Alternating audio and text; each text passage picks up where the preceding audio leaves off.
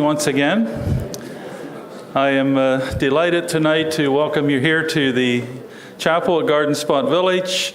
I know there's a number of folks watching at home tonight too. We welcome you to this event tonight and are grateful for your interest, grateful for, I'm sure, all of the stories, memories for many of you that you bring as well tonight as we think about the local experience here on the Welsh Mountains. For those of you I haven't met, I'm Chet Yoder. I serve as one of the chaplains here at Garden Spot Village, and just a real delight tonight to welcome you here. Before we focus on tonight, I'd like to just take a minute to introduce you to a couple other events that are happening here soon. I hope most of you received a little blue paper when you came in tonight. In 2 weeks, February 27th, we are going to be having an event here focused on genealogical research. This will be in collaboration with the staff at Mennonite Life, formerly known as the Lancaster Mennonite Historical Society. And so their archivist and librarian and a research assistant will be here to introduce us to some tools for doing research on our genealogical family, our background, and so forth.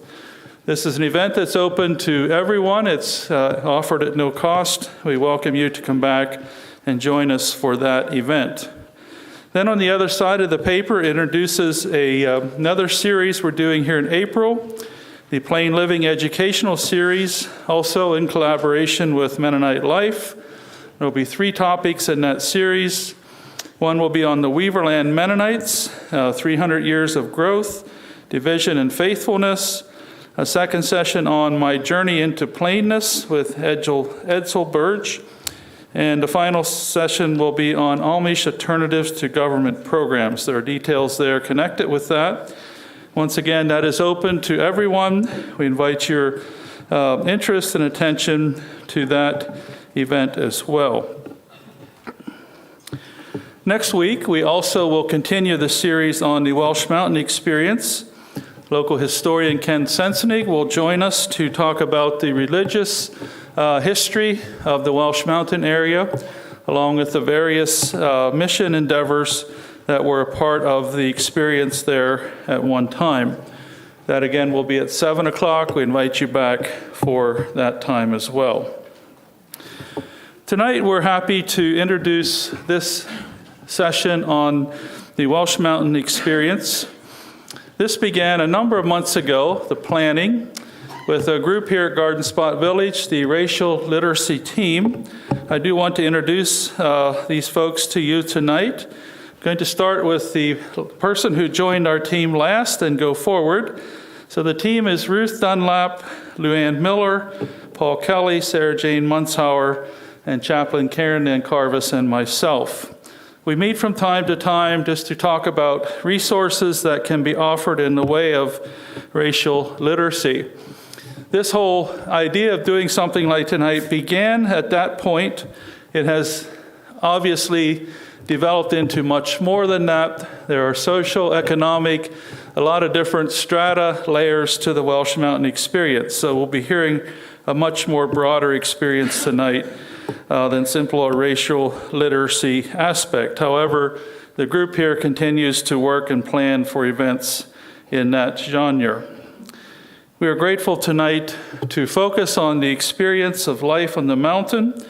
There will be, as you leave tonight, a fairly well-developed paper available at both doors. This was compiled by Paul Kelly from quite a few newspaper articles through the years on the Welsh Mountain. So you will have those out for you to pick up as you leave tonight. And I want tonight to give special acknowledgement and gratitude to Dawn Horning. As we began to plan for this time, something like this doesn't happen without a key person, without a catalyst to really make it go. And Dawn has served us so well in that capacity. So Dawn, we owe you our deep gratitude and our appreciation for pulling this together that we can offer tonight and next week as well. Dawn will, yes.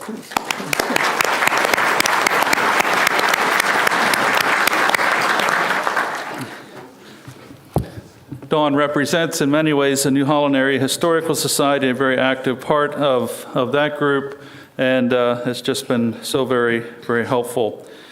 Dawn will lead us through tonight. I'm going to invite him to come very shortly to the podium, and he will begin with a presentation and then introduce the remainder of the participants for this evening.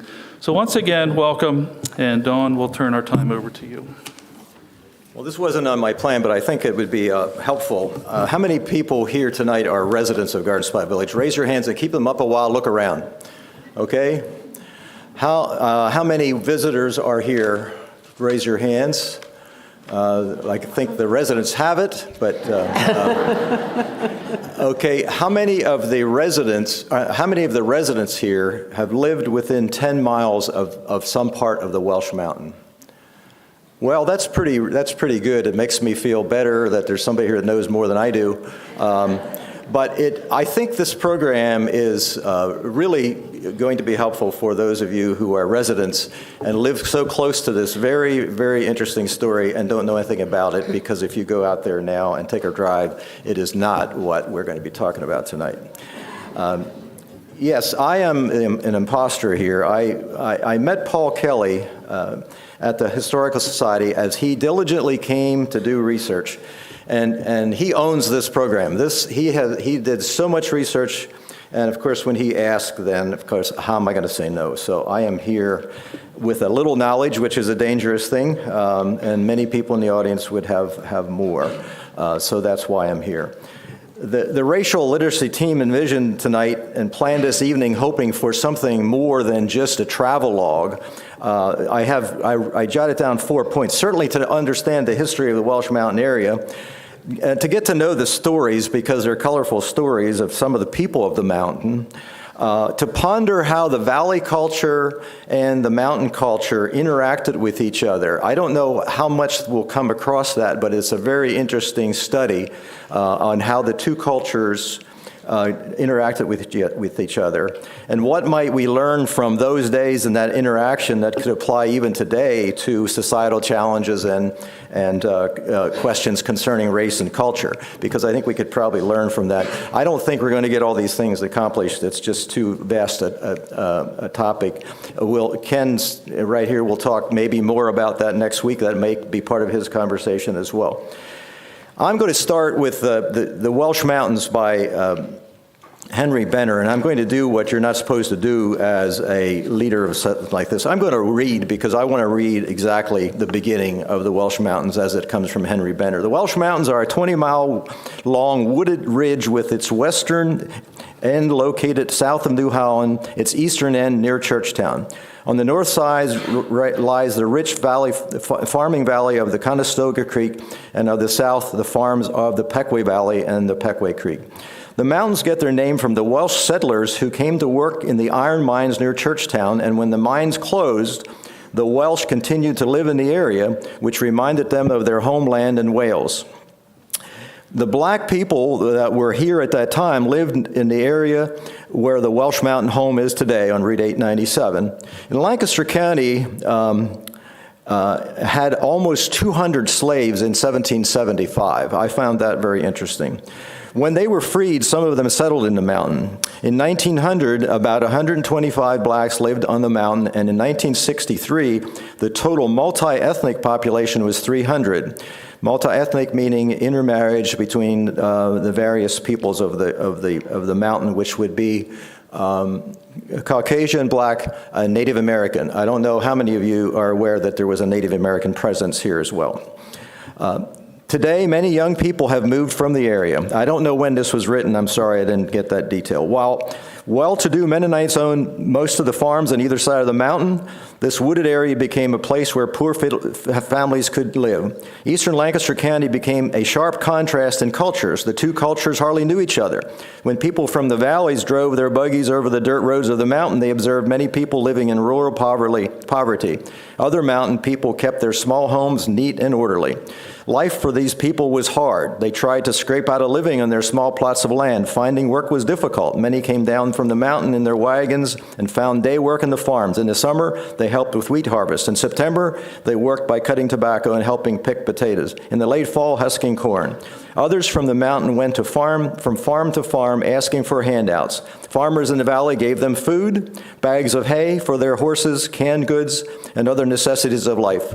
I had a friend of mine just tell me that peg leg boots would come out every year when he knew that they butchered on his farm down near Churchtown and asked for a little back fat. And so his mother would cut off some back fat and give it to him obviously for cooking. So that is Henry Benner's look at this story of a mixing pot of many cultures that was happening in the very beginning. Now fast forward to what I would call my time, which would be the era between the mid-50s through the 70s. I graduated from high school in 1960 at Garden Spot, so it puts me right in the middle of that. And Marvin Miller of the Lancaster New Era in October of 1963 wrote a series of articles, and it was subtitled Lancaster County's Worst Slum Area. So let me read just a paragraph from Marvin Miller. Following the slaying of social worker Donald G. Zeller on September 26, 1963, the newspaper sent Miller and a photographer onto the mountain for a first-hand look at the conditions. The articles are said to focus on the worst section of the mountain. Miller found that about half of the 300 inhabitants of this section of the mountain lived in dirty wooden shacks without running water or toilet facilities. He described these inhabitants as being characterized by filth, sexual looseness, unskilled labor, drunkenness, illegitimate children, and claimants for relief funds. This was the era that I was becoming aware of the mountain, and I think it maybe was the worst era because, as we'll see, there was many good things happened as well later on. I would give you a personal story to tell you how it was. We were newly married, my wife and I, and we're moving into a house that I called the Welsh Mountains just because when you go up over Himes Hill, you're going over Welsh Mountain, and so that certainly was the western part of the Welsh Mountains and nowhere near these other things. She worked at Armstrong in Lancaster, and when she left for home the first day after she came back from our honeymoon trip, and one of her coworkers said, "Where do you live again?" And she said exactly what I had told her, that she lives in the Welsh Mountains. And the women became almost apoplectic with fear. Why would you do that? You can't go there. You cannot go there. That was what I grew up with. One more article which came later. It was called The Secrets of the Welsh Mountain, written by William Eckenbarger of the Philadelphia Inquirer. And when you get into the Philadelphia Inquirer, that means the story of the Welsh Mountains gets to be a national situation. So he's writing about a time that's coming a little bit closer to when the mountains start to change, but it still was this mysterious place. Written in February 9th, 1986, some years after my wife was told not to come here. The subtitle of this lengthy article provides a broad overview of its contents. For generations, descendants of Indians, escaped slaves, and early pioneers mingled in isolation there. Stories spread, legends persisted. There were few places in America where the melting pot boiled more intensely than here, and the result was a society of ragged, rugged individualists who lived in interracial harmony, while the more advanced societies below them drew color lines and lynched and looted and burned. So you can see that it's starting to change on the mountain, and maybe the problems are in the valley as much as they are in the mountain. So with that short introduction, that brief introduction, I'd like to move on with our program now by introducing the Lighter Side Players. It's a Garden Spot Village theatrical group, and they will introduce us to 3 mountain residents from the early years of mountain history. Following their stories of these colorful characters, 2 readers will deliver sketches titled Life in the Mountain, their perspective from more recent times on the mountain, not recent, but in the whole trajectory of the mountain. Each presenter will introduce themselves, and following that, we're going to have a question and answer, and that's where we were going to learn from each other and see what we can learn from tonight. So think about, as they give their presentations, questions that they might cause you to think about. So don't forget those questions, because we will have lots of time to talk about them. So now I'd like to turn it over to Fran and the Lighter Side Players.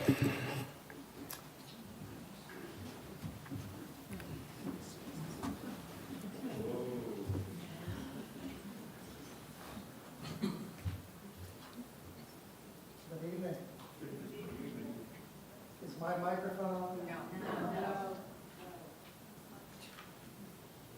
1, 2, 3. And we'll start over again. It's number 8, I think, Tom. It's on. It's not working? No. Can you make sure it's on?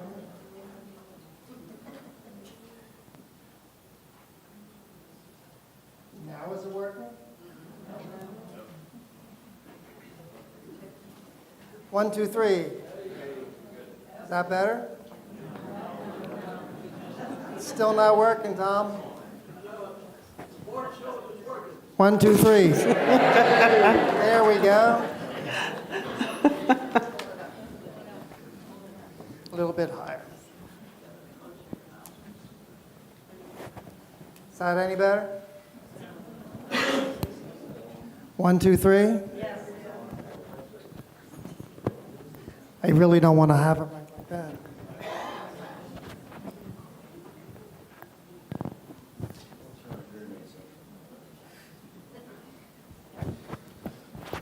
We'll just have to go with the way it is. We'll start over again. Good evening. Good evening. My name is Abe Buzzard. My family were French Huguenots who settled in this part of the country. Now, I was born in a small Welsh mountain cabin in 1852. It was Christmas Day, but I was no saint.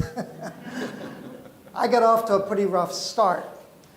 Pa got killed in the Civil War, and shortly thereafter, Ma got herself sent to jail for robbing a neighbor. Now, I had 2 younger brothers, Joe and Ike. We joined Ma in jail because one Sunday morning, the parson told us to get out of church because we was causing a ruckus.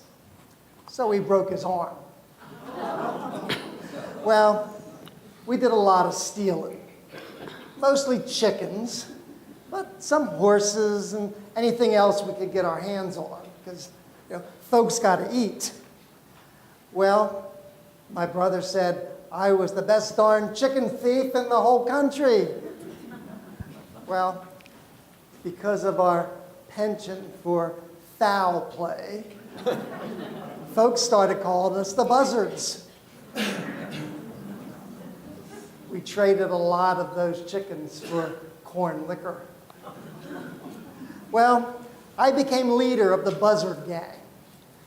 It included Joe and Ike and about a dozen other members of Welsh Mountain families.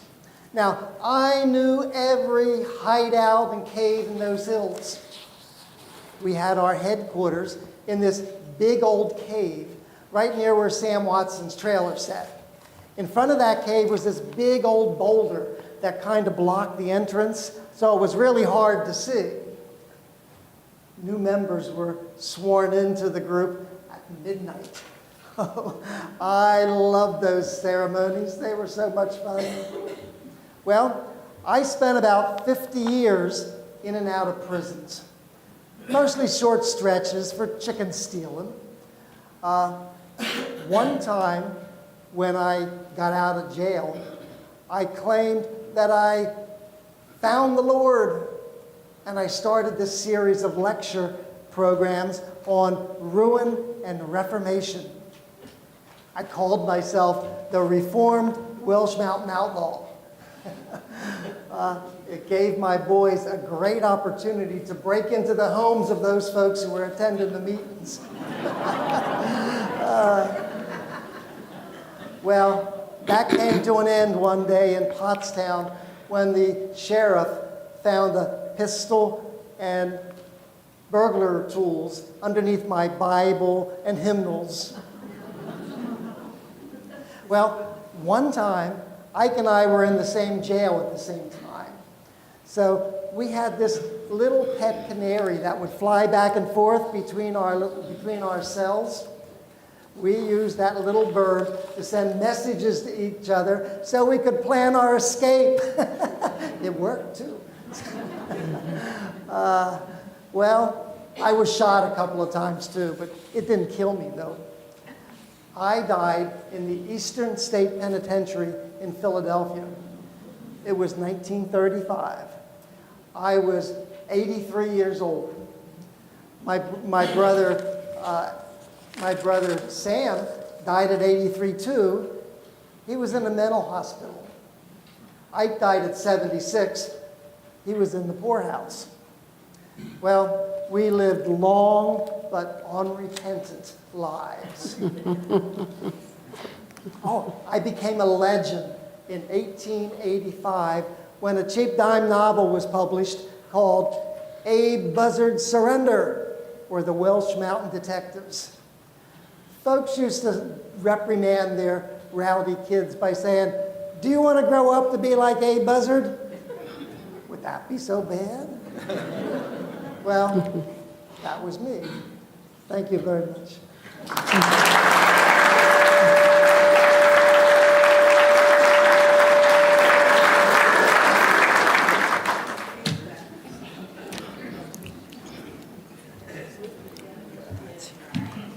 Nice job.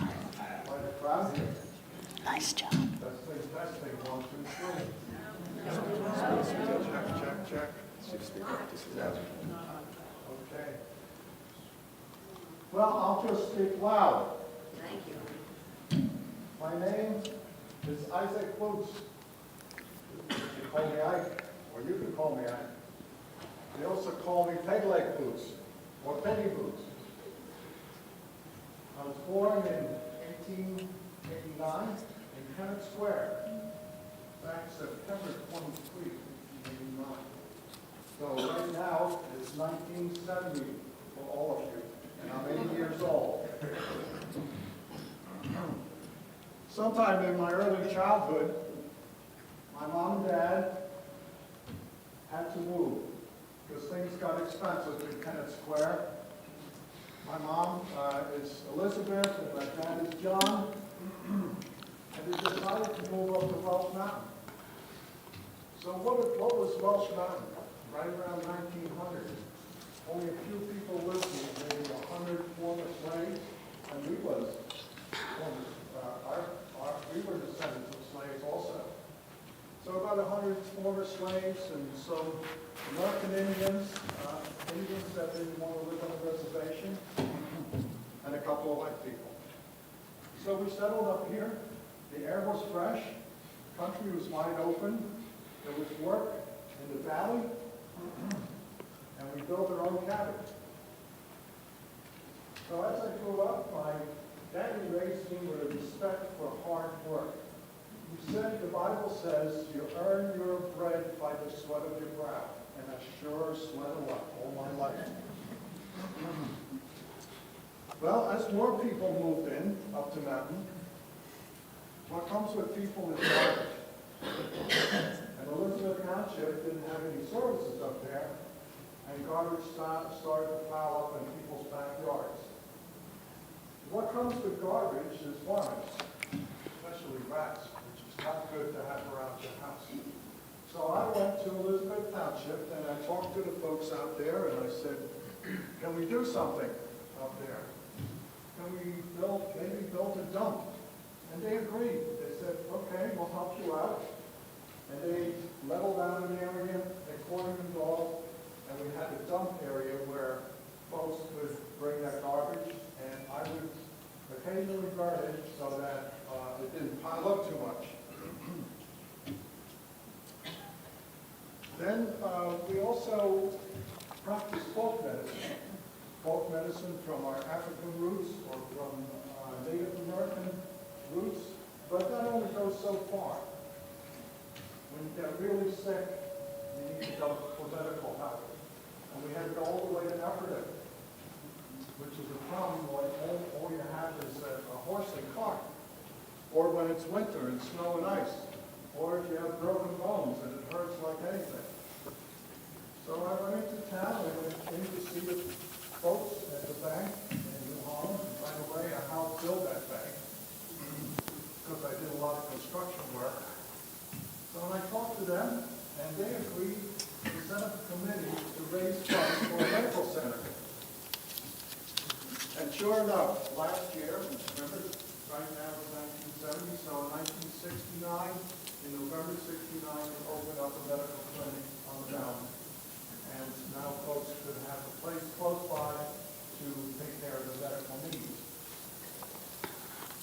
told you about the postmates. You could probably use this one. You use this regularly. This is for cold. It's one up to blue. I remember the people. Let's say you have a really, really bad cold. What you do is you get a shovel. You throw that bag. You go over to the manure pit and dig a hole. You put the bag over your head and you sit in the hole. You in 15 minutes or 20 minutes, you clear right up, you feel better, and you're good to go. The question I always get asked when I tell people to use this remedy is what the bag is for. That's to keep the flies off here. So I was going to tell you about the nicknames. Let me sit down a minute. They call me peg leg boots because this is made out of wood. I carved it myself. And what happened here is when I was 15 years old, my mama used to tell me, don't play around the railroad yards. They're right down here, the railroad yards we have around. Well, I was 15, and me listen, no sir, it was too much fun. Remember those days? So one day we would ride the boxcar. We'd go down a few miles and jump off, and it was so great. One day, I slipped, I fell off, and the wheel ran over my leg. Didn't hurt when it happened, but later on I passed out from the pain. I had to take it off. Stupid. So now I hobble around, but I can still work. It's just that I'm not as fast as I can be. My good friend, Rita DeConnick, she says that after I die, she's going to turn it into a light post. Well, okay, folks, I've got to go now. I have to go to a medical meeting over at the big meeting at the mountain, so I'll be seeing you.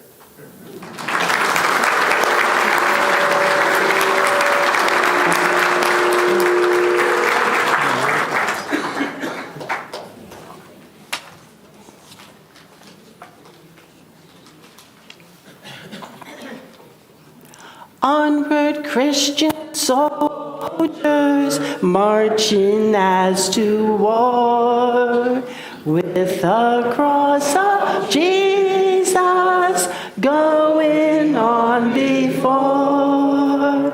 Christ the royal master leads against the foe, forward into battle, see his banner go.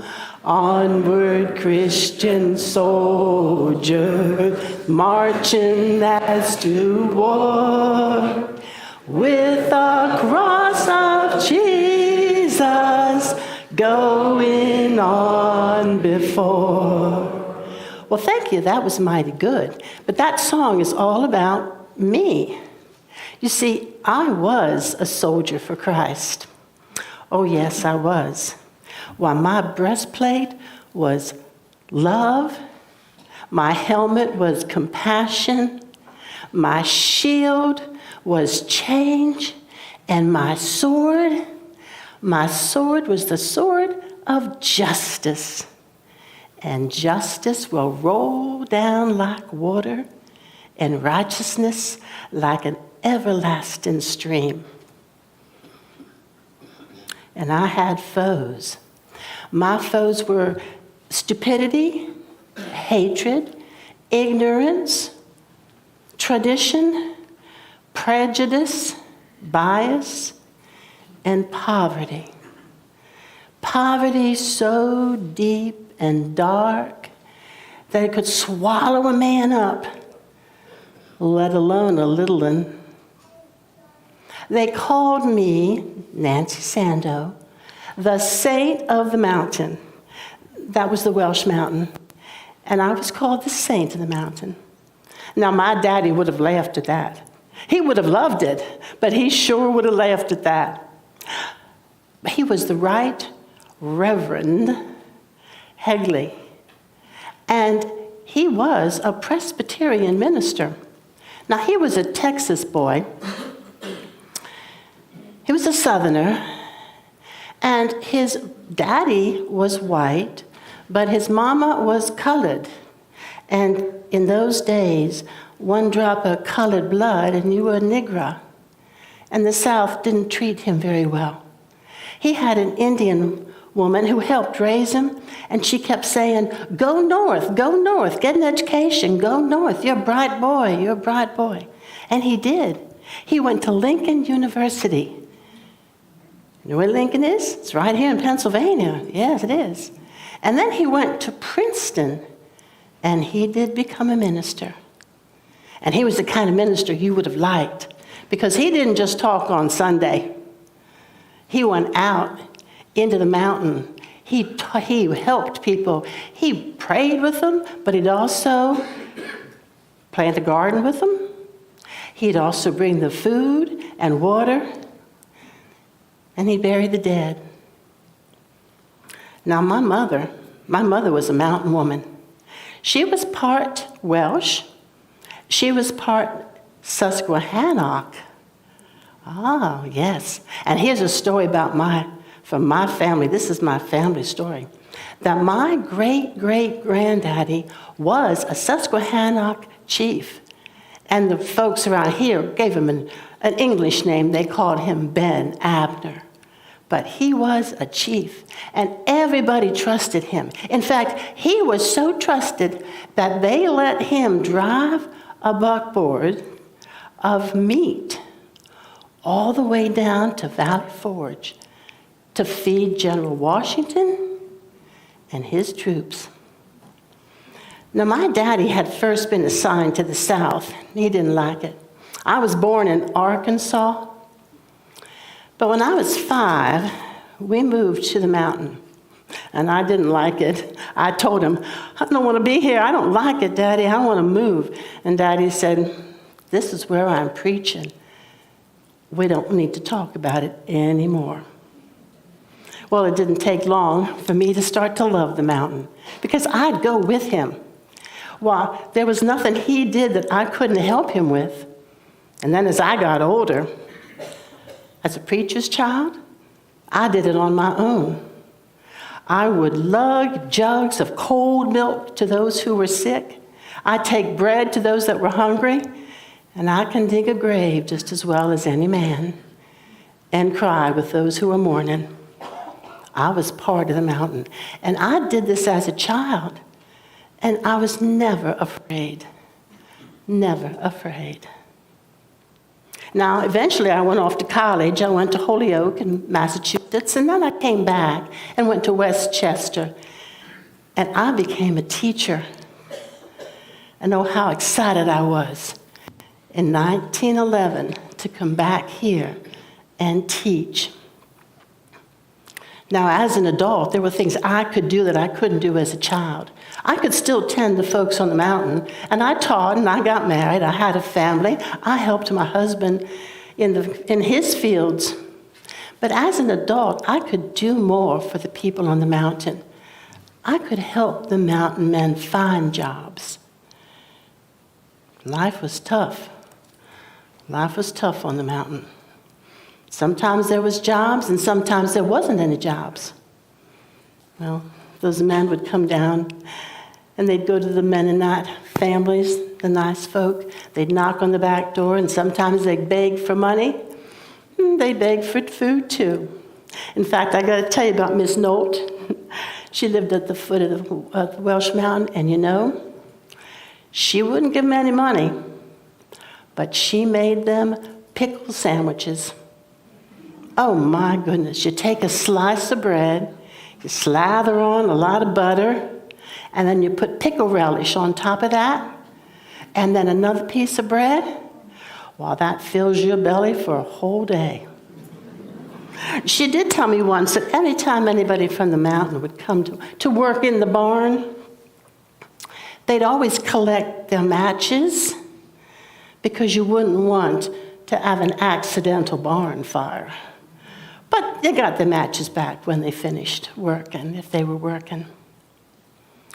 Now, I know that the mountain has sort of a reputation, but I need to tell you that sometimes I'm not sure that the folk, the flatliners, didn't need to learn just a little bit from the mountain folk.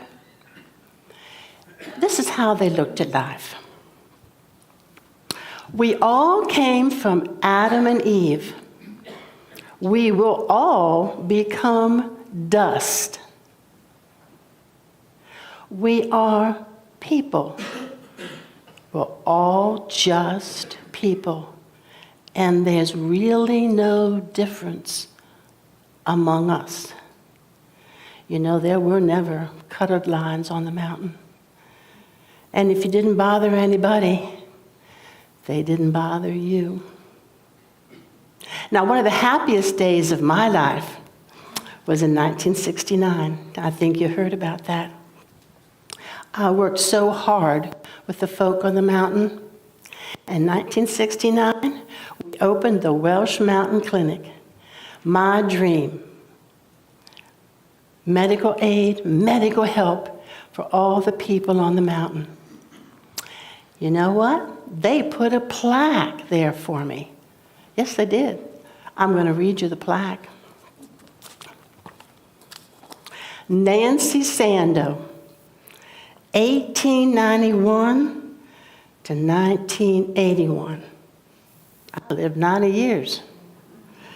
In the beginning, her vision led us. As we grew, her dedication motivated us. As we forge into the future, her ideals inspire us. Now, by the time of my death in 1981, the Welsh Mountain had changed. It had become a home for middle-class white Americans, nice houses and all. But I want to tell you that whether you have a vision or a thought about the Welsh Mountain, it may be the same that I have. Because the Welsh Mountain may be an enigma to all of us now and in the future.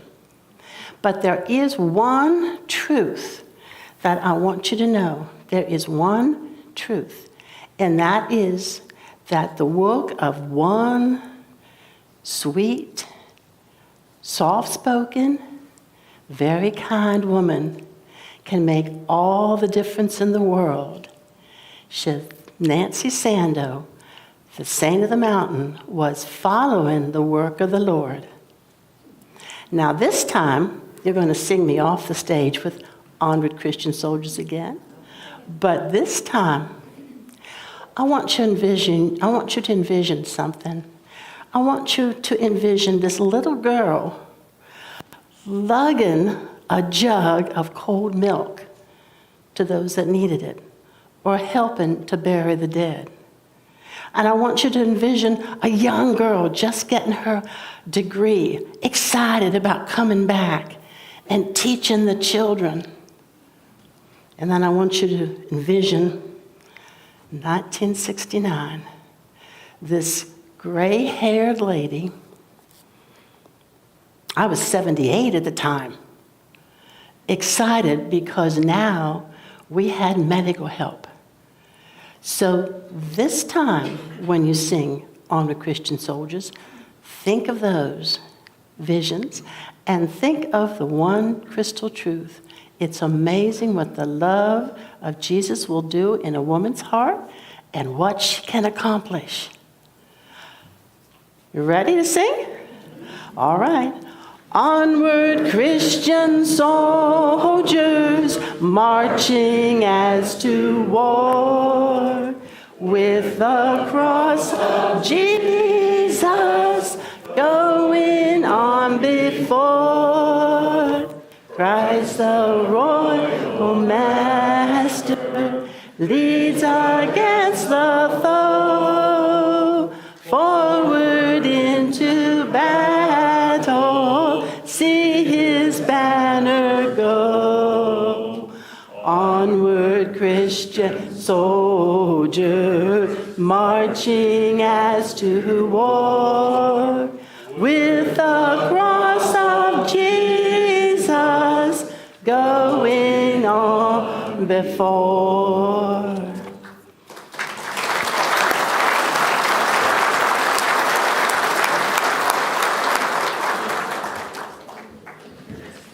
Hello, everyone. My name is Ruth Ann Ware. And I'm Dick Johnson.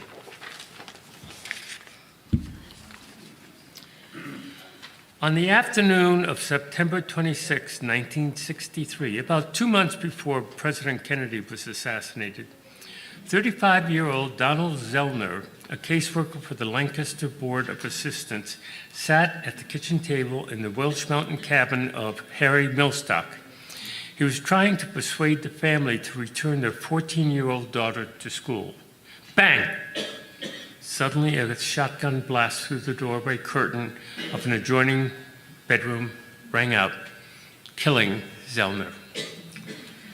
This focused new attention on Welsh Mountain.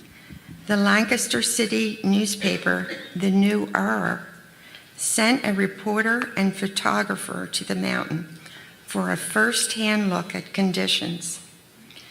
The reporter, Marvin E. Miller, published 5 articles, one each day of the week of October 14. The articles focused on the section of the mountain where about 300 people lived in poverty.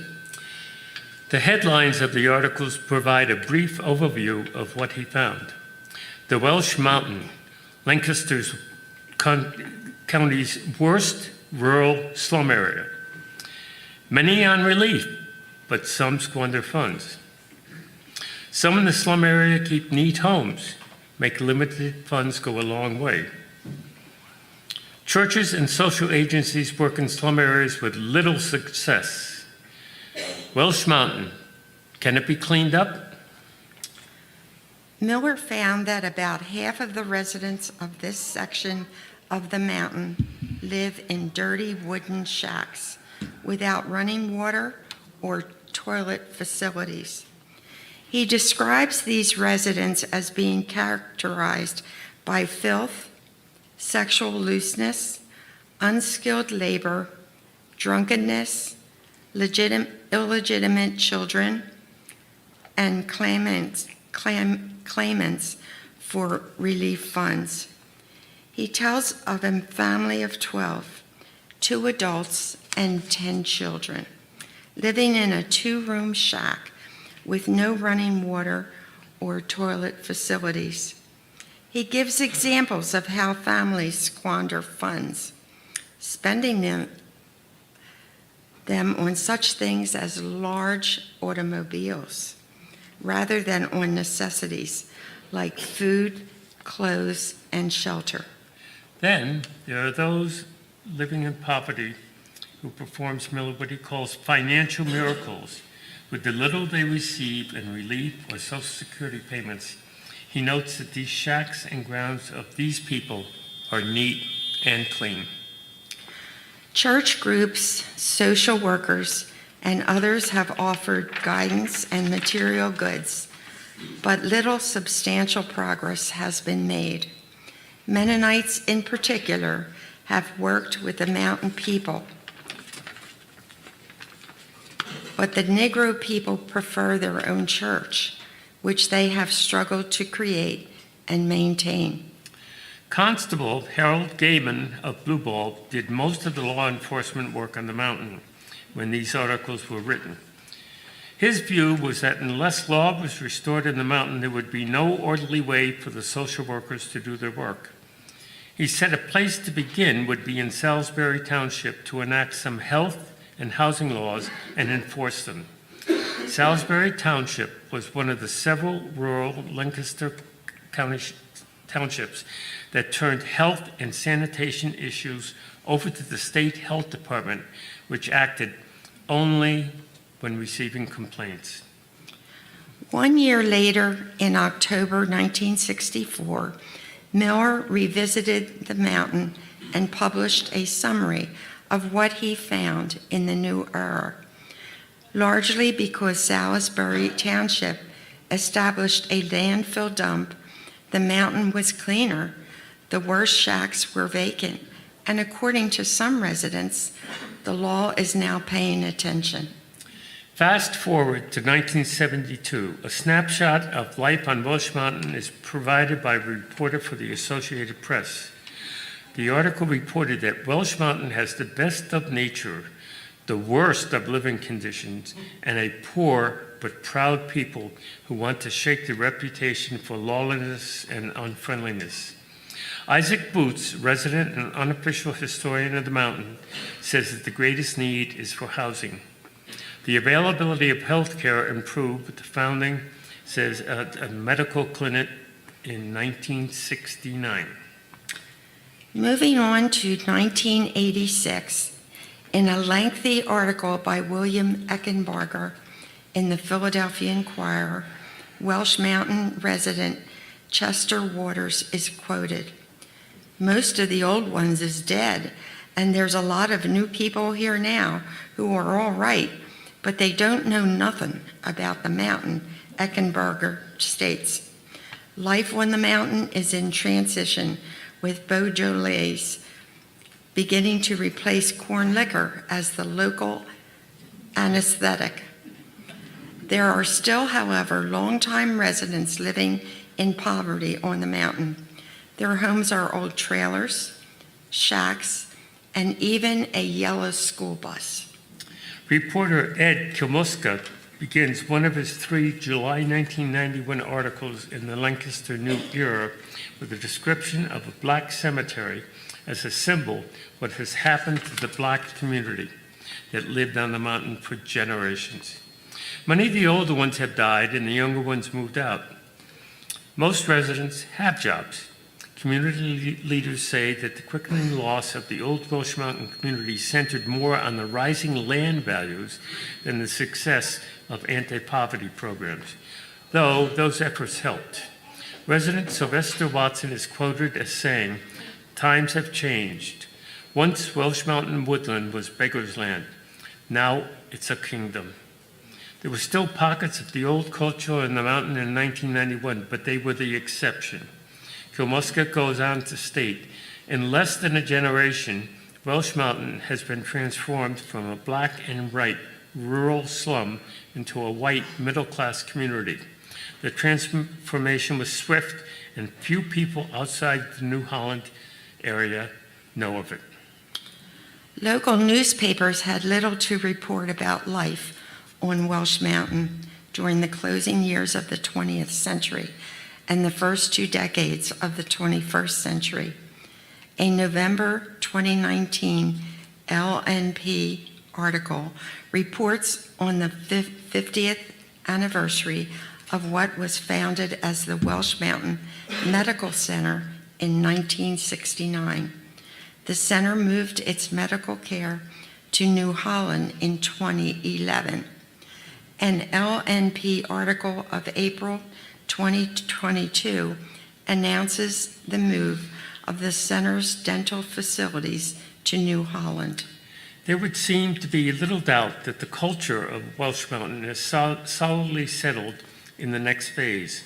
What can be done to keep memories of the personalities and legends of the old Welsh Mountain culture from being lost? What lessons can be learned by studying the evolving culture of life on Welsh Mountain over the years of the 20th century?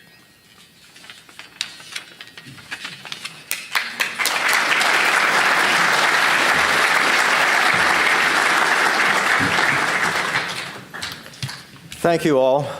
We have just had a travel, or we just traveled through time. I don't know if you noticed how fast we went through 2 centuries there.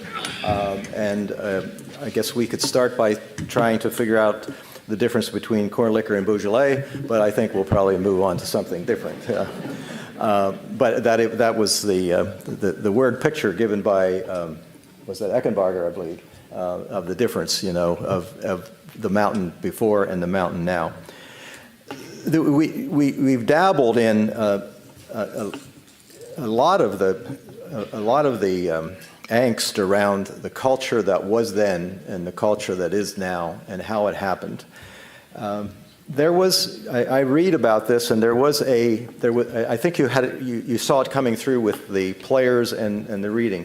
There was a pride, and there actually was seemingly a society there. A friend I was telling about this yesterday, that we're talking about this, and he's a wise soul in this kind of thing, and he said, who was the leader that changed that? Every society that changes has to have a leader. And I said, I don't know enough about the Welsh Mountain, but certainly some of the people you read here, Nancy Sandoe would have been somebody. Pegleg Boots in his own way was a leader as well. And so these people, they had a society that was working. Now, not the poverty, not the abject poverty, that was always something that has to be worked at.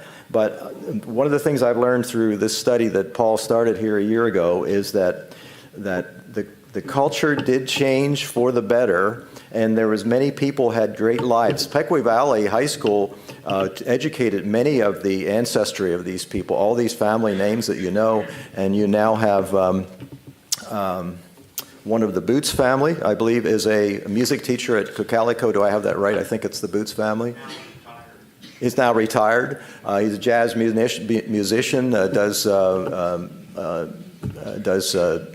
Did it for entertainment, and that is one of Ike Boots's prodigy. So this kind of thing happens. There was change for the better. So it wasn't all a horrible story, even though there were horrible points along the way. And somehow or other, I do think that the 60s and 70s were really when some of the worst came out.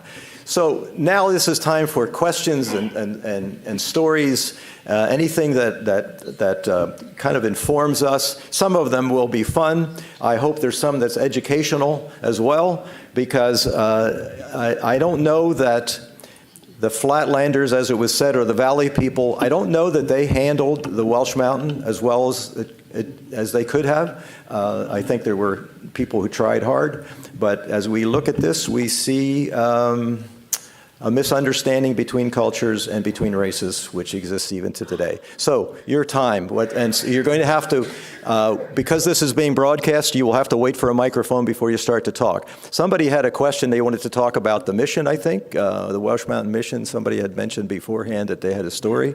I will tell you, just to get things going, and I can tell you some of the fear. Could we do a quick review of the slides at some point too? Maybe we can do that. Let's do that quickly. Can you run the slides real quickly? I can just tell people what they were. Is that something you could turn on? That is a junkyard that was. If you go tomorrow morning to Coffee Co. East and have breakfast, it will be in that building right there. The walls, I think, stood when they opened up Squireside.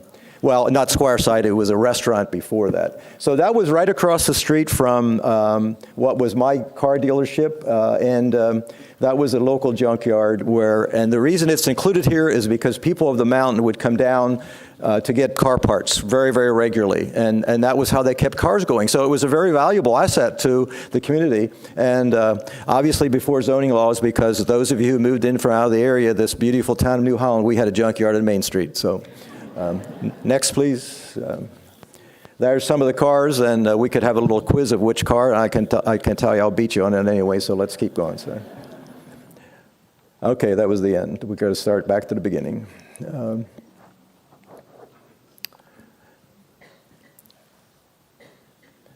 There's a ticket from the Welsh Mountain Industrial Mission that Ken will talk about. We'll talk about next Thursday, or next Thursday evening. Somebody bought a carpet for 32 cents a yard. So this is a float in the parade. I think it was in 1957, if I'm not mistaken, showing a black gal there, a little black girl with a white doll, and a white girl with a black doll, and it says non-segregation. And so my question to you today, is how far have we come, is my question, because we have talked about this in the museum. We think if that float would have run in this year's baby parade at New Holland, that would have made national news, probably, for a number of reasons. One would have been using children to further the idea of integration, and the other would have been, why do we have to keep bringing that up? And so you can question what kind of progress we're making. Next. There's Nancy Sandoe that you just heard from, and what a gentle soul. So keep going. There's Melford Hagler. I think you said Luann Hagler. I think around here we would call it Hagler. Is that correct to people? And that was her father, Nancy Sandoe's father. That's the water, that's the reservoir that New Holland got its water from, I have it written down, but it's dark now, for about 20 some years. It's not, you can't see it, you'd have to walk down in a ravine to see it, but that was where all our water came from for many years. That's peg leg boots in the front of the bank at New Holland. And that's the sulky he got around in. That's exactly how he would have come down to the mountain to get the fat back from my friend, the back fat rather, and that's how he rode all the time. That's him again at a 85th, I think, I'm going from memory, birthday party, and that's in the bank president's office. So there was good feelings. The children, I think Jack Schneider's here tonight, I think he said that he remembers what the children were fearful of him, but probably not because of his color, because he wasn't that dark. He would have been mixed race, I believe, but it was because he had this peg leg, which just scared the daylights out of him. So.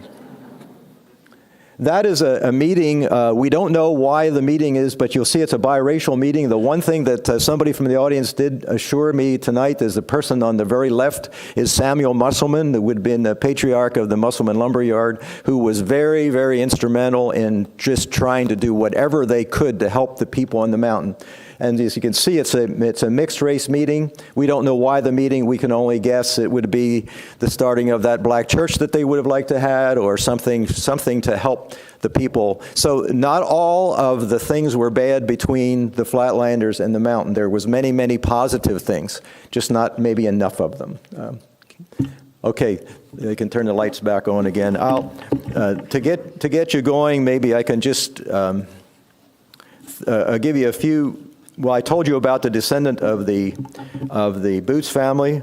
Things that went on during that time. Another friend of mine told me that they would do spring burn-offs that would be kind of scary to people, because what they would be doing would be burning the brush off, because the people of the mountain, including the black culture, liked huckleberries and raspberries, and so they burn off the underbrush so you get a better crop of berries.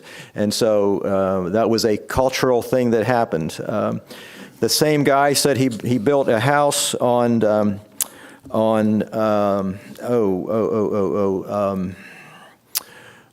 Brownstone Ridge, and his aunt, he built the house. I'm guessing the house would have been built probably about 40 years ago. I'm not sure. And he said his aunt was, again, just completely flummoxed about why he would build that so close to the Welsh Mountain. And if you know Honeysuckle Lane, or not Honeysuckle Lane, but if you know Brownstone Ridge in East Earl, it's a long way from where there was problems. It's a very nice place. But that was the feeling that, and I think we were talking here before, you were told you don't drive up in the mountains. So we have this two cultures that they were existing, they were doing okay. Take aside murder of a social worker and those things that can happen in New Holland, by the way. So that's not just a province of the mountain. Take those things away. They had a life. We had a life. But during that time, I was leery of driving. I had to deliver cars, and I was a little afraid of doing that. So, do you have a question?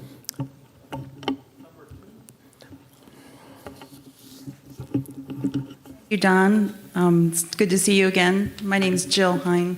Hello, Jill. Hi. I'm just curious. I know you and I had a conversation a couple years ago. I didn't know if any of your conversations with people, residents, if any information has come up with more around the sundown town of New Holland being No, identified? that's a good point. I'm glad you brought it up. I have it on my notes, and I was going to see where it might fit in. We were a sundown town, according to James Lowen, who wrote a book, and I don't know where the information came from. So yes, Jill, I think I've learned some things. Should have called you, but we were a sundown town, meaning that blacks were not welcome in New Holland after sundown, and it was not written anywhere that we know of. It was an unspoken thing. But what I did find is that other towns had the same kinds of things. It was maybe more widespread than you know, and it was, I don't know if it was in the Jim Crow era or when it was. I do not believe that it was an ordinance. I believe it was an unwritten thing that people just knew that that's what you do. Another question came up about the fact that people could not own, that blacks could not own property in New Holland Borough. And so that came pretty strongly from several people that was passed down through families. And that came to me, and I don't think the person would mind if I'd say who, but if somebody in town there was no doubt that this was not a story. This was something that was handed down through the families. So I asked a historian here in town if they think that property, the prohibition against owning property of blacks in New Holland was an ordinance, a town ordinance, and the feeling is it was not. The feeling is it was enforced several ways. One was, there was a story from Terry Hill. I thought maybe it would be a New Holland story just because of our proximity to the mountain, that it might be overflow from what happened in the mountain. But it appears that it was not just a providence of New Holland. It was all around the area, because there's a very interesting story from Terry Hill about it. It seems like it was enforced two ways, and I only found out about the one just in the past couple of weeks, just talking about this, and that there was deed restrictions on a lot of properties. That when you bought a property, there was actually deed restriction that was being passed on legally through the deed, that you could not sell the property to a black person. I don't believe I thought at one time, maybe you and I talked about this, and what the Welsh Mountains might have had to do with that. I know that Paul and I have talked about it. I don't believe the Welsh Mountains really had an effect in that. I think that was coming from the greater race question that was going on following the Emancipation Proclamation and the Jim Crow era. And so I think we were just as susceptible to that in this community as anywhere else.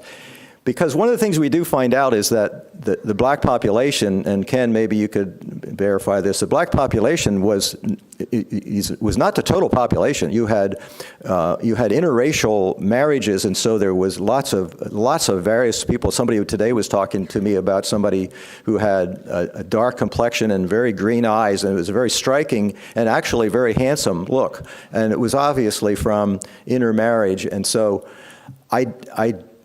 I'm feeling that black-white questions were part of the general culture rather than just from the Welsh Mountains. Can anybody add something to that, how they might feel about that?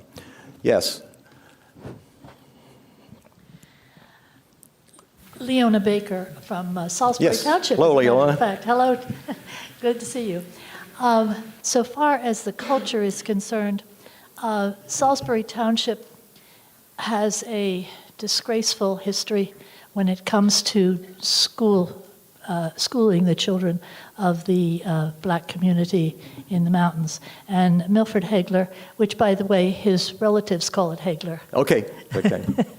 So he tried for years to establish a school. In fact, we're going to be passing the church that he helped to build on Meeting House Road, and what's the date? The 27th, I think it is, in the tour.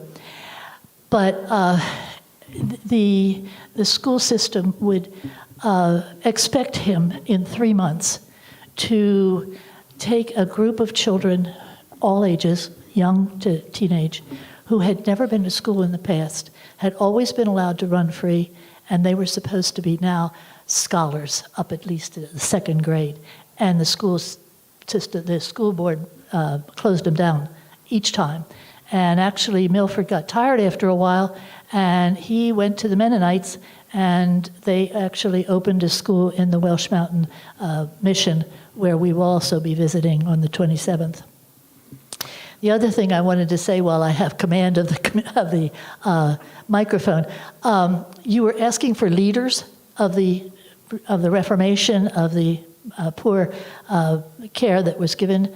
And actually it was the Mennonites, the Quakers, and the Presbyterians who got together, having passed through there by mistake one time. They got lost, and they saw the poverty, and they said, we have to do something. And they all got together and started actually a church in the summertime, and it was so popular that in the winter they built a shack for the church to meet, and then eventually that evolved into the Mount Hope Church, and then Milford started a school in the church, and eventually moved over. The Salisbury Township School District did finally accept, but when it was passed on, two of the members of the board quit because they didn't think that we should be mixing the clans.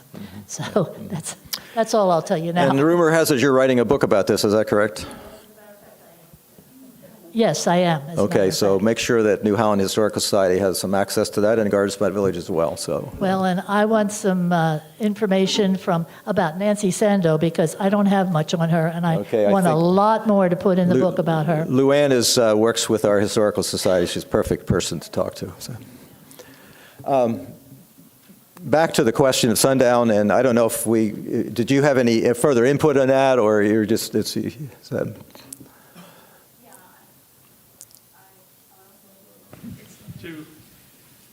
Hello? Oh. Yeah, I was just curious, because of a gathering of people, if there was any, because I know that you and I, Dawn, had talked, nothing documented. I didn't know if any just stories of how that was. The story, talking about the ownership of property, the story, Jack, where is Jack? Yeah, that you had told me was a truck company in Terry Hill who delivered cut goods to New York City for the garment district, wanted to hire another truck driver. He found a good black truck driver from New York, and it made more sense for him to move down here and work from here, and to take a load up and come back empty during the day. And so he was going to hunt for property for him in Terry Hill, and he was informed by somebody of noteworthy, we don't know who, thank heavens we don't know, I don't think Jack knew who. Somebody said, no, that won't happen, and it was somebody that was outside the government, it was a self-imposed kind of thing, and so he wound up having to get him housing in Lancaster City to live here. So I look at that as an example that this whole question that I think Paul and I started talking about this very early on. What are the effects of living in the shadow of the Welsh Mountains? Was there any ongoing effect to the town of New Holland that was it was a heavier effect in New Holland than other surrounding towns? And I think that our discussion and talking to other people is that if there was an effect, it wasn't limited to New Holland, but more than likely, general society effects, I think, had more effect than did the Welsh Mountains. I think the Welsh Mountains were looked at just as a separate kind of issue of poverty. There was, in the same era, in the same story that we get at the New Holland Historical Society, is that there was a Ku Klux Klan rally just outside of New Holland on Brimmer Avenue on a farm. I don't know the time frame. So here again, I look at us as being susceptible to the same cultural things that are going on everywhere. The thing that I'm surprised at is to see how many slaves there were in Lancaster County, and I would think Henry Benner would have that correct in his book. That was a surprise to me, because you just think that the Mason-Dixon line is where it all stopped, and I think that's false thinking. That's gotten very much into the cultural and racial things. And so you have two things going on here. You have the cultural, you have the racial things, and then you just have poverty and all that poverty brings. And so I think some of the stories are good, the good poverty stories. One of the changes that happened, and the other thing that I think would be interesting to study at some time would be the whole question of gentrification, where the mountain culture that we've heard from, this is great tonight to have these first-person accounts. And the stories we heard from them all had their personal story, but slowly, it changed. And as people start to build themselves up a bit, maybe they were ready to move from the mountain. So I don't know if they were forced off or if they were ready to move. One of the problems was there was people on undocumented or squatted on land that wasn't their own, and slowly people start to see value in the land, and then that's what forced some people to move off of the mountain because they were living on land they didn't own. And so I think that whole thing started, I don't know for sure when, but when a friend of mine had a bulldozer and started clearing some land, and Honeysuckle Lane, I think I'm told, was the first place that they started to turn into building lots, to turn the mountain into what we see today. I would love to know the story of everybody who was displaced from the mountain and where they went and what they did, and whether they were ready to move and whether their movement happened.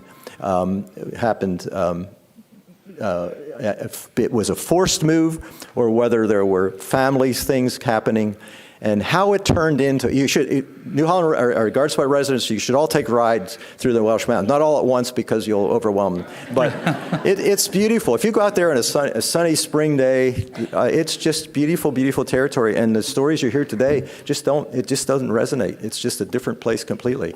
And that's gentrification at work. And I don't know if it's all good or all bad. I'm not here to make that judgment. Another question or two. We are well past the hour. Okay, way back in the back, there's a question there. Can we get back there? Yeah. Okay. Can you get him? So if we leave and have questions without answers, I think that's okay. I just think that you need to know the story. Okay, the story didn't end in 1984, which is when we built our house up there. And I have a bottle of Beaujolais in my house right now, and probably a little corn liquor too. It's no corn liquor, okay. But what's happening now in the area that we built, our Amish are moving in. And as people sell their houses, there's not enough land down in the valley for all of the Amish. That is a really interesting, I'm glad you made that observation. That's very interesting that what's happening there. Yeah. So once again, yes, good to see you. Hi.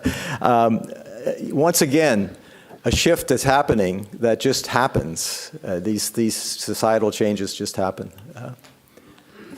Over here, over here, Dawn. Yeah. Okay. Okay, close. Okay, the transition from the land up there in the Welsh Mountain started when Pete Kaiser built the campground. Okay. And he started buying up land Yeah.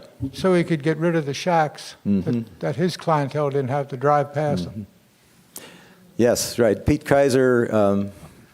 Yeah, and the other person. Yeah, I don't know when that. I don't know the dates of when that would have happened, but probably these things happened pretty rapid. And when somebody found out there's some place to live there, and so the question in my mind is: was the shack occupied, and what happened to that person when they had to leave? Yeah. Okay, we have one more here. My story is a bit different. I lived near or in the Welsh Mountain most of my life, or all of my life. And in the late 40s, my dad was a summer Bible school teacher at the Welsh Mountain Mission. and I would go with him, and I was with all these people you were talking about. I was never afraid in the mountain. I knew the people, and if you behaved yourself, you were okay. So the Welsh Mountain wasn't all bad. There was a lot of people there, just like us, trying to make it work. So that's with not as many resources, then great, Earl. That's great input. I agree. And my fear, some of the fear was around Dosh's Tavern, which had nothing to do with all the things you heard about happened at Dosh's Tavern, and I don't think that had anything to do with Welsh Mountain. That was probably just a tavern that would have been there if it wouldn't have been if the mountain wouldn't have been occupied by these other people. Okay, over here. Yes, I'm a byproduct of one of the interracial marriages that grew up on the Welsh Mountain. Good to have you. Thanks for coming. Good to be here. Yeah, I read about this in the newspaper, in the Penny Saver, and I said, let me go over here and see whether they're going to be lying or not. And I personally knew Peg Leg. I knew Nancy Sandoe. I didn't know the Buzzards, but I knew. Well, they were a little before your time, right? Yes, I played checkers with Peggy Boots and all that kind of stuff. And I remember when the Welsh Mountain Medical Center was made, we carved out the sign for the Welsh Mountain. And I left the Welsh Mountain when I was 16 years old. And I returned only to find that there was no deed to the property where I was. And before I built my house on the Welsh Mountain in 1983, I had to go through a quiet title, serve a quiet title to get a deed to the property before I could borrow the money from the bank. I went to Blue Ball Bank and they denied me, only because of the fact that of my last name, okay? There was no other reason. I had a good job, my wife had a good job, and I ended up going to Reading, to the Hamilton Bank, and they gave me the loan I needed to build my house on the Welsh Mountain. And I lived there on the Welsh Mountain for probably a total of 40-some years, before we sold in 2007 and moved down here to the valley, to the Flatlanders. Okay, so I'm one of the Flatlanders now. So you please connect with Karen there or somebody, because they might like to have you come and talk to them here at Garden Spot as this thing, because this is not going to end today. This understanding. So. I'd be honored to, and I do know about some of the families that were moved out from the Welsh Mountain. Yeah. You know, when they started when development in Honeysuckle Lane came in and all that kind of stuff, and how they moved the people right out. It was horrible. It was a shame. And but it happened. It happened. Yeah, so, we could talk all night about. Absolutely. We could talk all night whether gentrification is all good, all bad, whether poverty is all good, all bad. Because I think some of the people that grow up in poverty sometimes have greater values than the other people who grow up with wealth. So. Amen to that. Yeah. Thank you. Well, thank you for coming. I really appreciate that. Do we have? You got another one? We promised one more. One more.